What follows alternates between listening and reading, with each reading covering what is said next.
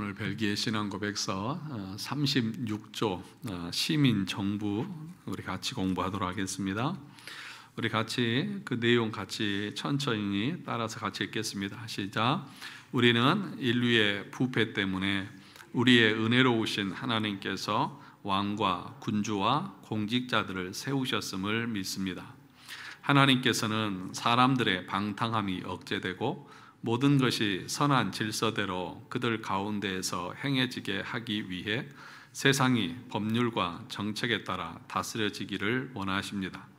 하나님은 이 목적을 위해서 정부의 손에 칼, 무력을 두셔서 악을 행하는 자들을 처벌하시고 선을 행하는 자들을 보호하십니다. 이것을 억제하고 보호하는 그들의 임무는 공공 질서에만 제한된 것이 아니라 그리스도의 나라가 도래하고 복음의 말씀이 모든 곳에서 설교되게 하여 하나님께서 당신의 말씀에서 요구하신 대로 모든 사람들에 의해서 영광을 받으시고 예배를 받으시도록 하기 위한 교회와 교회의 사역을 보호하는 것도 포함합니다. 더욱이 신분이나 조건, 지위를 막론하고 모든 사람들은 공직자들의 다스림을 받아야 하고 세금을 내야 하며 그들을 경의와 존경으로 대해야 하고 하나님의 말씀에 위배되지 않는 한 모든 일에 있어서 그들에게 순종해야 합니다. 우리는 그들을 위해서 기도하여 하나님께서 그들의 모든 길을 지도하셔서 우리가 모든 면에 있어서 경건하고 정직하여 조용하고 평화로운 생활을 할 수 있도록 해야 합니다. 이런 이유로 우리는 제 세례파와 다른 반역하는 사람들과 일반적으로 권세들과 공직자들을 배격하고 공의를 무너뜨리며 이 공동체를 도입하여 하나님께서 사람들 가운데 세우신 질서를 혼란하게 하는 모든 자들을 정죄합니다. 오늘 36조는 정부와 또 우리 국민들이 이 관계 속에서 어떻게 신앙 안에서 해야 되는지에 대한 지침들을 우리에게 주고 있는 말씀입니다. 우리 믿는 자들에게는 두 개의 시민권이 있습니다. 이 땅에서 태어나서 대한민국의 시민이라고 하는 시민권이 있고 또 하나님의 백성으로서 하늘나라의 시민권, 이 두 개의 시민권이 있죠. 두 번째 시민권은 아무에게나 주어지지 않고 하나님이 택하신 백성들에게만 주어지는 시민권입니다. 이 두 개의 시민권을 가지고 살아가는 우리가 천국에 가기 전까지 이 땅에서 이 국가와의 관계 속에서 어떻게 살아가야 하느냐라고 하는 내용이 오늘 우리가 배우는 36조의 내용입니다. 대체적으로 국가가 생겨진 것에 대해서 사람들은 어떻게 생각합니까? 일반적으로 사람들은 자연적으로 사람들 사이에서 만들어진 것처럼 그렇게 생각을 합니다. 그러나 국가라고 하는 것은 하나님이 세우신 질서입니다. 믿으십니까? 아무도 동의를 안 하시는 거 보니까 사람들은 일반적으로 이 국민, 그러니까 우리나라 헌법 1조 2항에도 뭐 요즘에 그 탄핵이라든지 뭐 이런 내란 이런 것 때문에 정말 많이 나오더라고요. 모든 여기 뭐죠? 권력은 누구로부터 나온다고요? 국민으로부터 나온다. 주권은 국민에게 있고 모든 권력은 국민으로부터 나온다.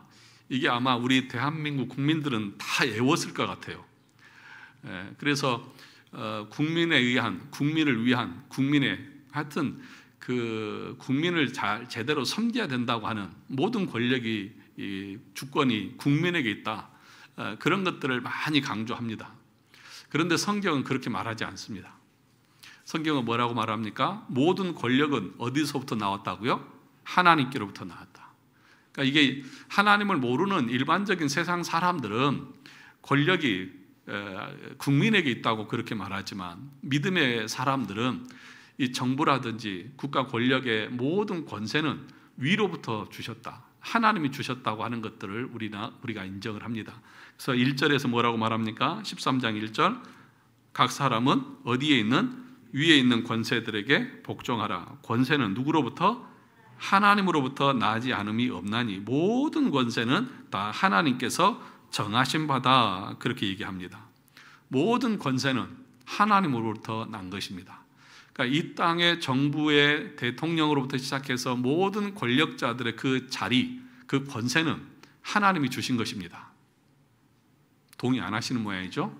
하나님이 주신 것이라니까요. 그러면 하나님이 주신 그 권력에 대해서 우리가 어떻게 대해야 됩니까? 무시하고 짓밟고 조롱하고 비웃고 그래도 되죠. 마음에 안 들면, 내 마음에 안 들면 그냥 그렇게 짓밟아 버리면 되잖아요.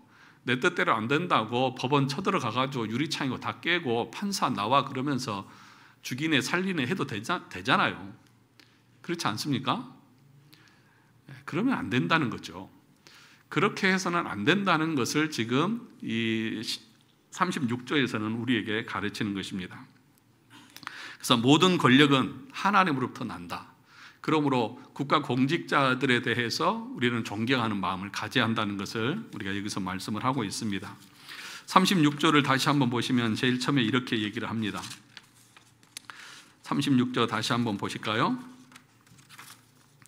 우리는 인류 부패 때문에 우리의 은혜로우신 하나님께서 왕과 군주와 공직자들을 세우셨음을 뭐합니까? 믿습니다. 무엇 때문에 국가와 공직자들을 세우셨다고요? 우리 인류의 부패 때문에, 원죄로 말미암아서 타락한 인간들 때문에 정부와 또는 공직자들을 세우셨습니다. 왜 그렇습니까? 부패한 인간들이 행하는 것은 뭐예요? 죄, 악밖에 없는 거예요. 그래서 그 다음을 보시면 하나님께서는 사람들의 방탕함을 뭐하고? 억제하고 모든 사람이 선한 질서대로 그들 가운데서 행해지게 하기 위해 세상이 법률과 정책에 따라 다스려지기를 원하십니다. 그러니까 왜 정부를 세우시고 왜 정부의 이 왕이나 군주나 그런 공직자를 세우셨느냐? 이 땅이 부패해서 타락해서 그 악한 부패한 대로 사람들이 살게 되면 이 나라가 어떻게 되겠습니까? 엉망진창이 되고 약육강식의 그 짐승의 그 밀림과 같은 그런 상태로 내버려질 것 아니겠습니까? 그래서 하나님께서 국가를 세우시고 또 국가를 다스릴 수 있는 공직자를 세워서 그런 무질서한 것을 방제하고 법률과 또 원칙에 따라서 이 나라가 다스려지기를 원하셔서 이렇게 국가와 공직자를 세우셨다는 것입니다. 만약에 법이 없고 또 뭘 해도 처벌받지 않는다고 하면 여러분 어떻게 하시겠어요?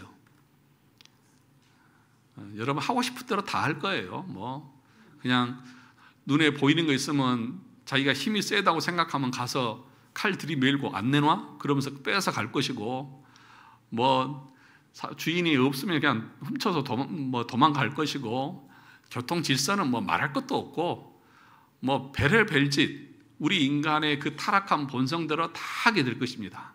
그런데 여러분들이 그렇게 하지 않는 이유가 뭐예요? 법이 있기 때문에, 그 법에서 우리를 처벌하기 때문에, 감옥에 가기 때문에 못하고 있는 거예요. 여러분들은 안 하는 거 아니에요. 못하는 거예요. 억제되어져 있는 거예요. 그것이 하나님께서 국가와 권력자들을 통해서 이 사회를 다스리시는 방식이라는 것입니다. 그래서 세상이 법률과 정책에 따라 다스려지기를 원하셨다. 그래서 아마도 법이 없고 질서가 없다고 그러면 이 사회가 유지될 수 없을 것입니다. 무법천지가 되고 질서도 지키지 않을 것입니다. 그래서 하나님께서는 뭘 주셨습니까? 그 다음을 읽어보시면 하나님은 이 목적을 위해 정부의 손에 뭘 주셨다고요? 칼을 두셔서 악을 행하는 자들을 뭐 하시고? 처벌하시고 선을 행하는 자들을 보호하십니다. 그렇게 말합니다. 오늘 우리가 본 그 로마서 13장에서도 그렇게 말하지 않습니까? 4절에 보니까 그는 하나님의 사역자가 되어 내게 선을 베푸는 자니라. 그러나 내가 악을 행하거든 두려워하라. 그가 공연히 뭘 가지지 아니했다? 칼을 가리지 아니했다. 그러니까 칼이라고 하는 것은 공권력이죠. 무력입니다. 힘입니다. 그것을 가지고 악을 행하는 자들을 처벌하고 다스리고 선을 행하는 자들을 보호하라는 것입니다. 그래서 여러분, 공권력은 하나님이 주신 거예요. 근데 오늘날 대한민국의 공권력은 뭐 땅에 떨어졌다고 그럽니다. 그죠? 그 정부에서 하는 걸 보면 참 벌벌벌 떨어요. 그렇지 않아요? 악을 행하는 자들을 향해서도 벌벌벌 떨어요. 저는 가끔씩은 좀 이해가 안 되는 게 있어요. 물론 인권도 필요하고 또 그런 것이 막 무시되어서는 안 되는 것을 인정을 하지만, 그러나 악에 대해서 왜 그렇게 관대한지 모르겠어요. 여러분, 공권력에 대해서 우리는 두려워할 줄 알아야 됩니다. 그리고 그 권력을 가지고 있는 공직자들은 그 공권력을 올바르게, 정당하게, 확실하게 실행을 해야 됩니다. 근데 그 공권력이 무너져가지고 악을 행해도 대충 처벌하는 경우들이 많아 있어요. 미국에는 경찰들이 너무 과잉 진압해서 막 문제가 된다고 그러잖아요. 그 사람들은 그냥 막 총 들이밀고 뭐 반항하면 그냥 바로 그냥 하잖아요. 저는 어떤 면에서는 그게 더 맞다고 생각해요. 근데 우리나라는 경찰들이 도망다녀. 네. 경찰들이 막 어떻게 할지를 몰라 해. 그리고 조금 칼 들고 반항하는 자들을 향해서 조금 총을 쏴서 무슨 상해를 입혔다 그러면 조사를 해. 공권력 제대로 행사했냐 안 했냐? 아닙니다. 칼을 들고 덤벼드는 놈한테 총으로 쏴서 제압을 하는 게 맞지.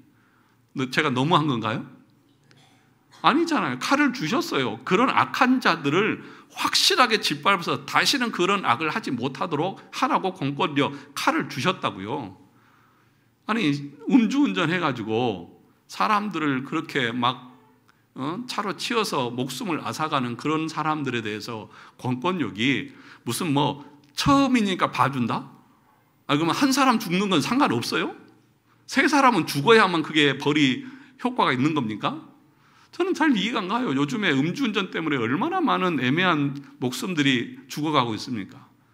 아니, 음주 측정해가지고 술을 마셨으면 바로 운전면허 정지시켜버리고 운전을 못하게 해야지. 제가 대통령이라고 그러면 전 다 그렇게 했을 것 같아요. 전 뉴스를 보다 보면 속이 터져요. 왜 저렇게 놔두나. 예. 심신미약이어서 봐준다? 난 진짜 이해가 안 가요. 예. 공권력을 주셨어요. 정부의 권력이라고 하는 것은 막강한 거예요. 하나님이 부여하신 거예요. 악에 대해서는 예외가 없어요. 확실하게 그 악에 대해서는 징벌을 해야 돼요. 그래야 선한 사람들이 보호를 받고 안전하게 살 수 있는 거죠. 여러분, 기도해 주십시오. 국가 권력이 똑바로 기강이 세워져서 이 나라를, 질서를 법으로 완전하게 잘 통치하고 다스릴 수 있도록 여러분 기도하셔야 됩니다. 그리고 여러분들도 그 법에 대해서, 국가 공직자에 대해서 두려워할 줄 알아야 되는 거예요.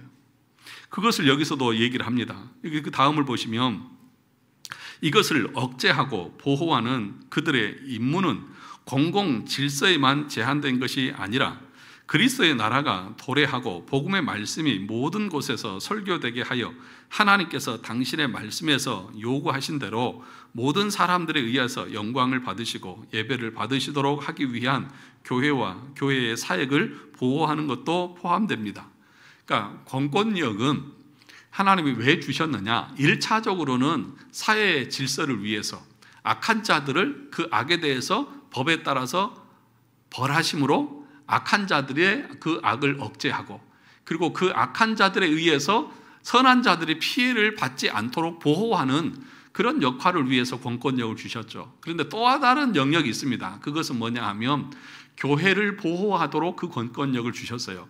그러니까 우상 숭배자들이나 이단들이나 잘못된 자들의 그것에 대해서는 벌을 내리고 억제하고, 그리고 하나님의 교회가 하나님 앞에 온전하게 예배를 드리고 영광을 돌리는 데 있어서 전혀 방해받지 않고 온전하게 예배 드릴 수 있는 역할을 하게 하라고 그 공권력을 주셨다는, 정부의 권력을 주었다는 거예요.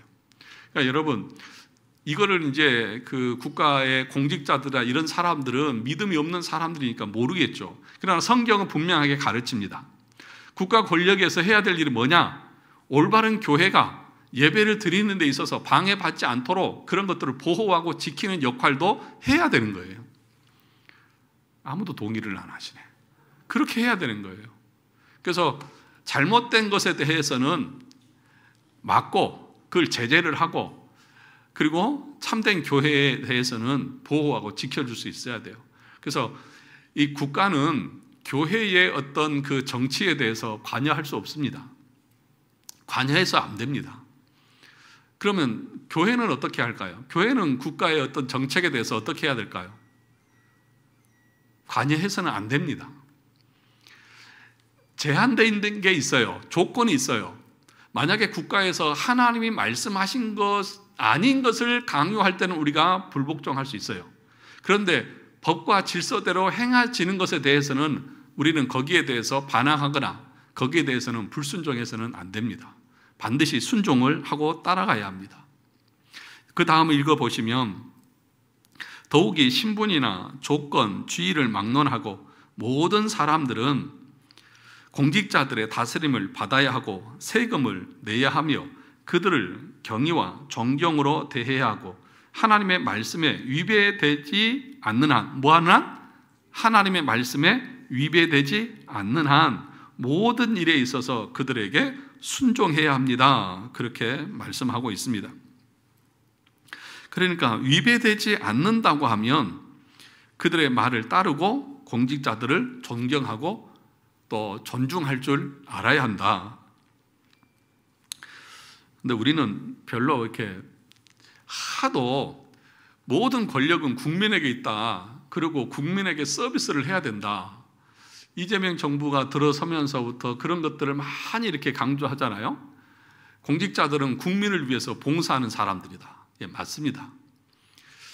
봉사할 것뿐만 아니라 악한 것에 대해서는 반드시하게 질서를 바로 세우는 그런 권력도 가지고 있는 사람들이에요. 그러니까 선한 사람들에 대해서는 그렇게 친절하고 자비롭게 대하지만 악한 자들에 대해서는 그 칼을 가지고 올바르게 심판할 줄도 알아야 한다는 거예요. 그러면 저와 여러분들은 그 정부의 권력자들에 대해서 어떤 마음을 가져야 된다고요? 존중하고 존경할 줄 알아야 된다. 하나님의 말씀에 위배되지 않는 한 우리는 국가 시책에 동조하고 동의하고 협력해야 하는 거예요.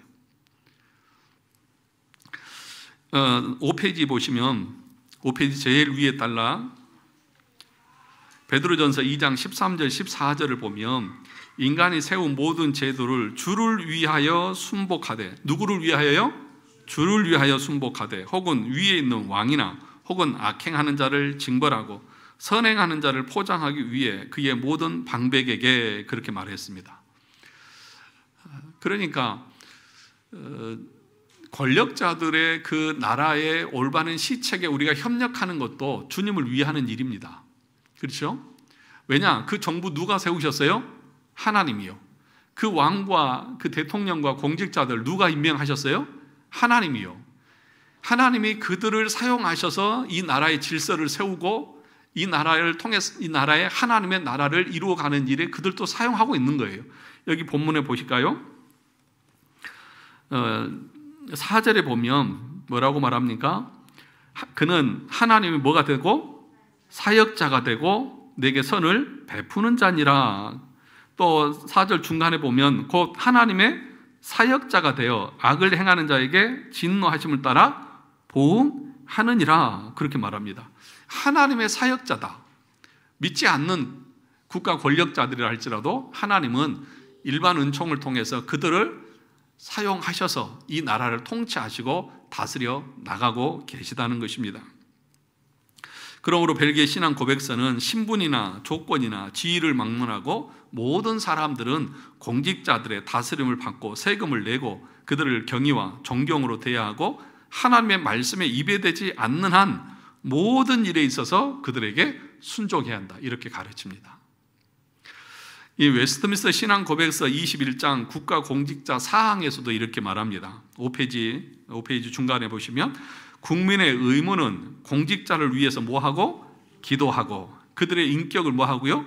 존중하고 세금과 그 밖의 공과금을 납부하고 그들의 합법적인 명령에 뭐하고? 따르고 양심대로 그들의 권위에 복종하는 것이다. 그렇게 분명하게 우리에게 가르치고 있는 것입니다.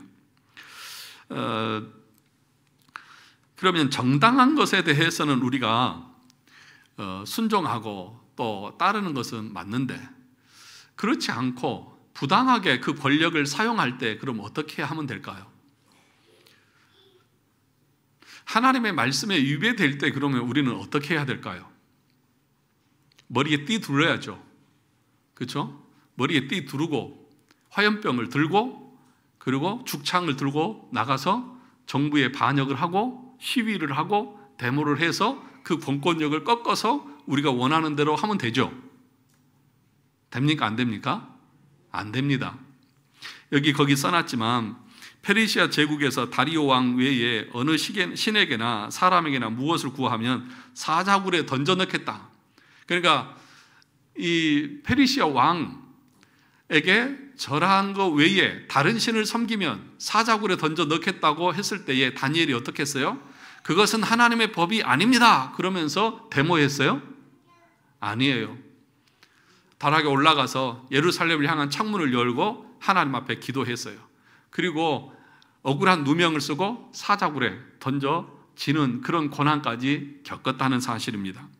또 에스더와 모르드게 시대 때 바사 제국에서 유다인들을 다 죽이라고 하는 그 명령을 내렸을 때 모르드게와 또 에스더는 어떻게 했습니까? 자기 유대인들을 다 막 동원시켜가지고 우리 저항하자 막 그렇게 했습니까? 아니요, 기도했어요. 그러면 사도들 6페이지 보시면 사도들과 초대교회 성도들은 어떠했습니까? 로마의 압제에서 그 예수 믿는 사람들을 가두어 죽이고 잡아가는 그런 상황 가운데 있을 때에 사도들이나 이 초대교회 성도들은 어떻게 했어요? 시위하고 그들을 향해서 돌을 던졌습니까? 아니요. 기도하고 하나님의 뜻을 구했던 거죠. 오늘 본문 로마서 13장에 이 바울도 지금 바울이 로마서를 쓸 당시에도 로마의 통치 아래 있었던 때잖아요. 그들이 하나님을 믿는 자들을 대적하는 자들이잖아요. 로마의 황제가 주라고 신이라고 그렇게 말했던 사람들이고 하나님을 섬기는 사람들은 잡아가고 옥에 가두는 그런 시대잖아요. 그런데도 바울은 뭐라고 말합니까? 모든 권세는 위로부터 났으니 그들에게 어떻게 하라고요? 순종하고 복종하고 그들을 존중하라 라고 그렇게 분명하게 말하고 있다는 거예요. 그러니까 오늘날 한국 교회에서 정부 시책에 불만이 있다고 광화문에 모여서 집회를 하고 시위를 하고 그렇게 하는 것은 정당한 것입니까? 정당하지 않습니다. 성경적이지 않습니다. 그걸 여러분 아셔야 돼요.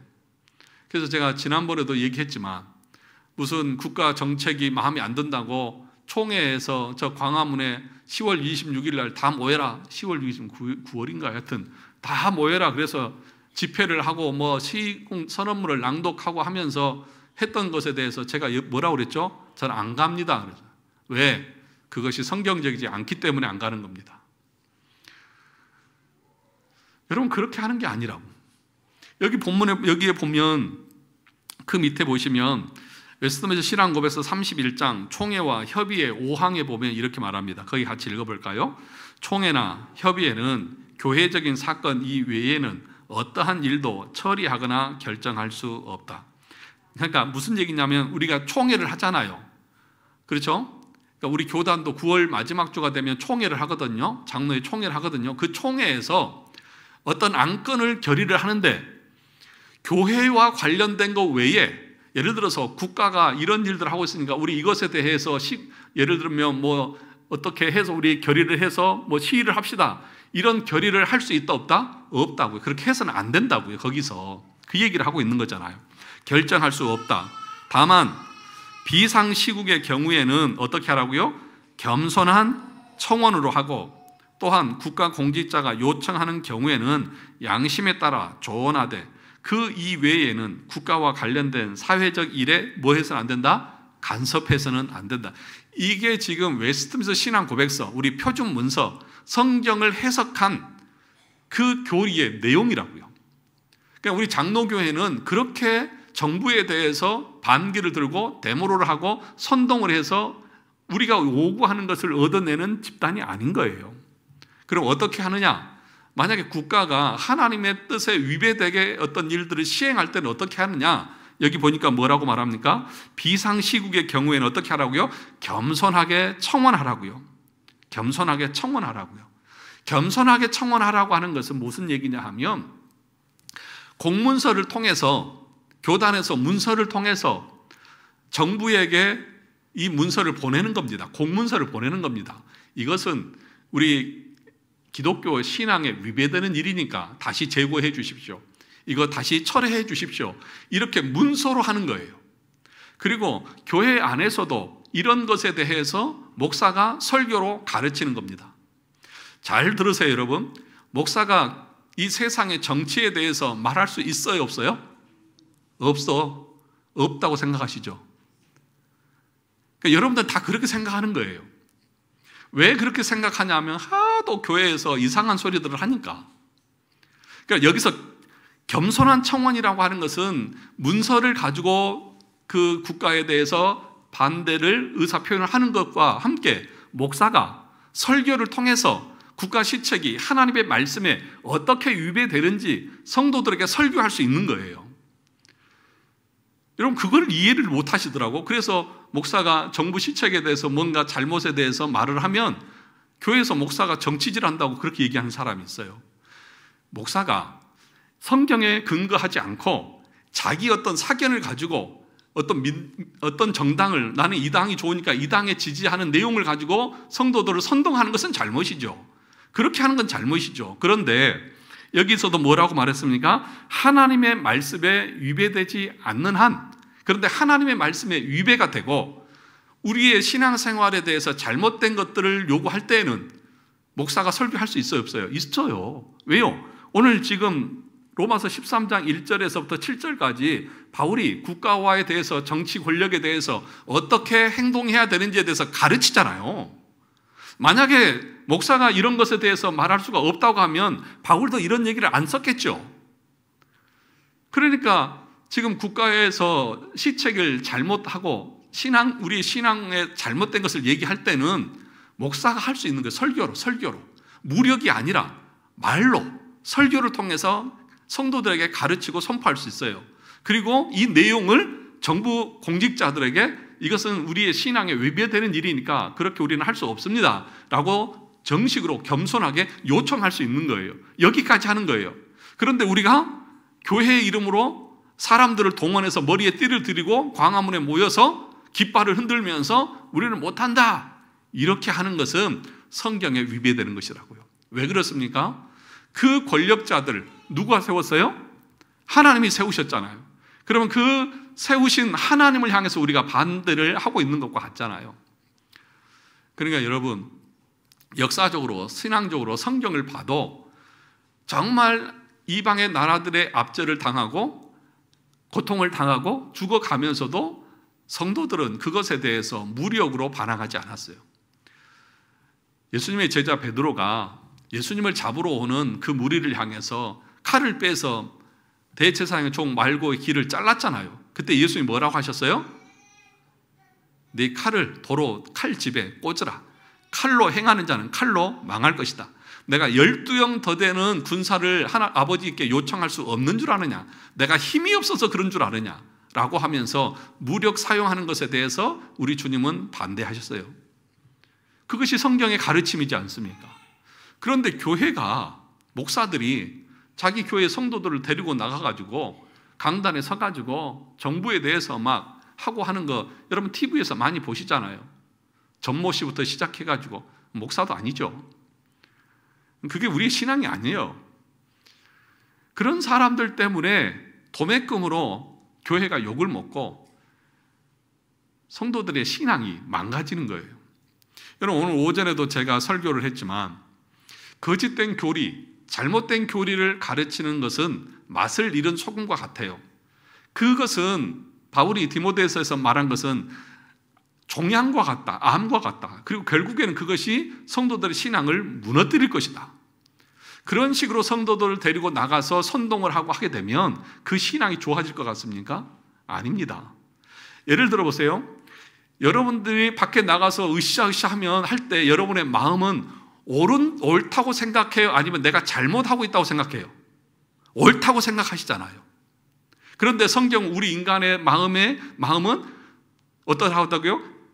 만물보다 심히 뭐한 것이 인간의 마음이라고? 부패한 것이 우리 인간의 마음이라고요. 그러면 내가 선하다고 생각하는 사람은 회개를 해야 안 해요? 안 해요. 마음이 더 견고해져요. 그래서 망하는 거예요. 그러니까 성도의 신앙이 무너뜨리는 거예요. 그런 식으로 성도들을 선동해서 우리가 옳으니까 밖에 나가서 데모해서 정부의 시청을 무너뜨리자. 그것은 예수님께서 가르치신 것이 아니에요. 예수님은 하나님이시잖아요. 창조주시잖아요. 그 하나님께서 이스라엘 땅에 육신을 입고 오셔서 어떻게 하셨어요? 유대인들이 로마의 군병이 잡아서 십자가에 못 박을 때 그대로 다 받으셨어요. 예수님이 힘이 없어서 그러셨습니까? 아니요. 그것이 하나님의 뜻을 이루는 것이기 때문에, 그것이 하나님의 뜻에 순종하는 것이기 때문에 그런 것입니다. 우리가 모든 권세가 하나님으로부터 왔다고 하는 이 믿음이 분명하게 서 있다고 하면 우리는 위에 있는 권세자들에게 순종할 줄 알아야 됩니다. 그것이 참된 신앙입니다. 설령 그 권력자가 그 권력을 부당하게 사용한다 할지라도 악을 악으로 갚는 것이 아니라 인내함으로, 기도함으로, 하나님의 때를 기다림으로 그것을 감당할 수 있어야 합니다. 그래서 이제 이런 것을 어디에서도 얘기가 되냐면, 우리 5계명이 뭐죠? 내 부모를 공경하라. 부모에 공경하라고 그래요. 그런데 여러분, 부모들이 다 자식들이 존경할 만큼 그렇게 그 인격적으로나 또 삶에 있어서나 존경할 만 다인가요? 여러분들 부모님들은 다 그러셨군요. 근데 이제 그렇지 않은 자녀들도 있을 수 있잖아요. 아버지가 하여튼 가정을 돌보지도 않고 아버지답지도 못한 그런 행동들, 그런 말들, 그냥 그래서 가정이 진짜 그 속된 말로 자식의 입장에서 저것도 아버지일까 그런 생각을 할 수도 있잖아요. 그래서 설교를 그렇게 합니다. 목사님이 부모가 뭘 하더라도 어떻게 하더라도 부모는 부모다. 하나님이 위에 있는 권위를 주셨다. 그러니까 순종해야 된다. 그러니까 자녀들이 그런 거죠. 아니 이렇게 하는데도 우리가 존경해야 됩니까? 어떻게 해야 될까요? 그냥 내가 더 젊으니까 잡아가지고 뭐 어떻게 해버릴까요? 그러니까 우리가 우리 신앙을 단편적으로만 보시면 안 됩니다. 그렇다 할지라도 우리는 끝까지 그것에 대해서 기도하면서 다른 방법으로 하는 게 아니에요.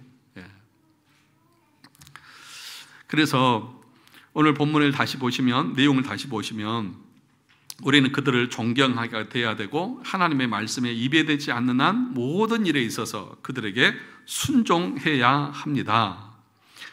우리는 그들을 위해서 뭐하고? 기도하고, 하나님께서 그들의 모든 길을 지도하셔서 우리가 모든 면에 있어서 경건하고 정직하여 조용하고 평화로운 생활을 할 수 있도록 해야 합니다. 그래서 국가 권력자들을 위해서 기도해야죠. 그들도 하나님의 그 다스림 아래 있다는 것을 깨닫고 그 권력을 하나님의 뜻에 합당하게 국가와 국민을 위해서 잘 사용할 수 있도록 하나님이 지혜를 주시고 은혜를 베풀어 달라고 우리가 기도해야 되겠죠. 누구를 위해서 기도해야 됩니까? 여러분, 내가 지지하는 정당의 지도자들만 위해서 기도하면 되죠. 그러면 내가 예를 들어서 지금 이제 이재명 정부잖아요.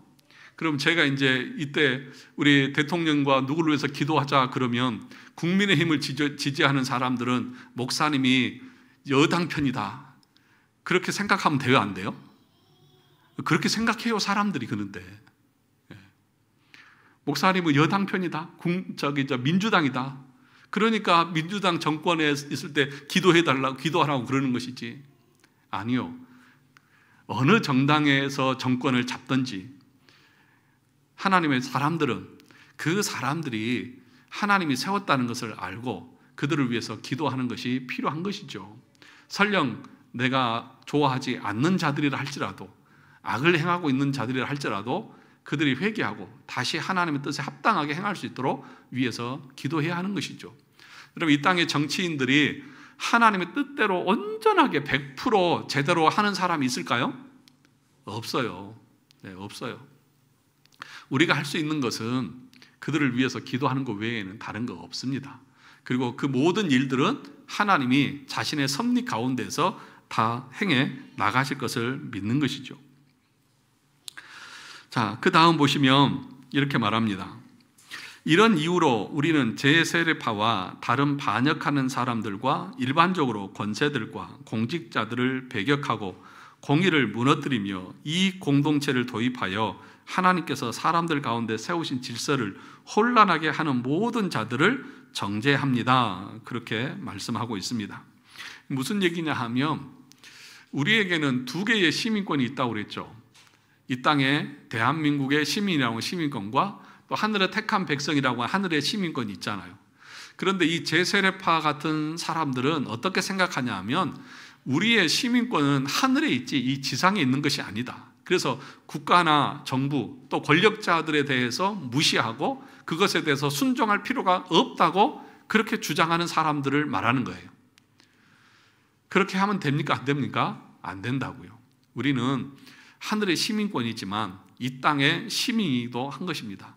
왜냐하면 이 땅의 정부도 하나님이 세우셨기 때문에, 그러므로 국가 정부에 대해서 우리는 존중할 줄 알아야 되고 그 시책에 대해서 정당한 요구를 할 때에는 순종하는 그 태도를 가지고 생활을 해야 된다. 그 얘기를 하고 있는 것입니다. 오늘 끝났습니다. 한마디로 얘기하면 국가 권력은 누구에 의해서 세워졌다고요? 하나님에 의해서 세워졌습니다. 설령 그 권력자들이 바르게 그 권력을 행하지 않는다 할지라도 우리의 태도는 그들에 대해서 순종하고 그들에 대해서 기도하면서 어떤 물리적인 힘을 통해서 국가 시책에 대해서 반기를 들고 하는 것은 옳지 않습니다. 만약에 성경에 위배되는 그런 것이 있다면 겸손하게 요청하라고 말합니다. 그것은 아닙니다 라고 말하라는 거죠. 여러분, 이 벨기에 신앙 고백서를 작성했던 귀도 드 브레는 어떻습니까?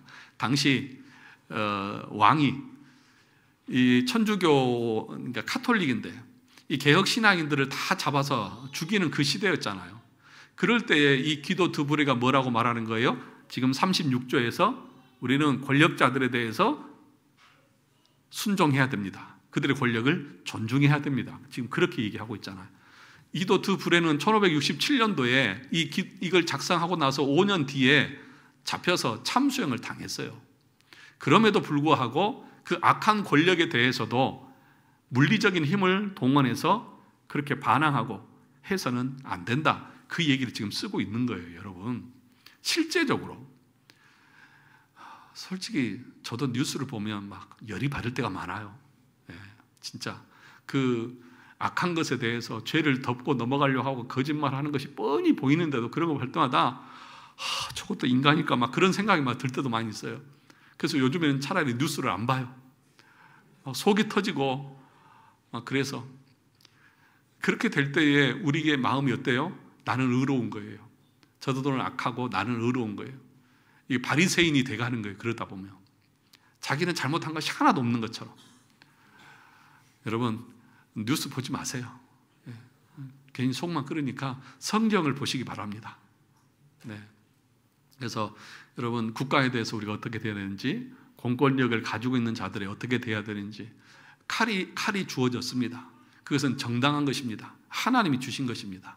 그래서 국가 권력자들이 그 칼을 합법적으로 정당하게 잘 사용해서 악한 자들의 악을 억제하고 선한 자들을 보호할 수 있는 그 기능을 잘 할 수 있도록 그렇게 여러분들이 국가와 또 권력자들을 위해서 기도하는 삶이 있어야 됩니다. 그래야만 우리의 삶이 하나님을 예배하고 섬기는데 평안하지 않겠습니까? 디모데서에도 있다시피 임금들과 위에 있는 권세자들을 위해서 기도하라고 했잖아요. 왜요? 그래야 우리가 평안한 중에 하나님을 예배하고 섬길 수 있으니까.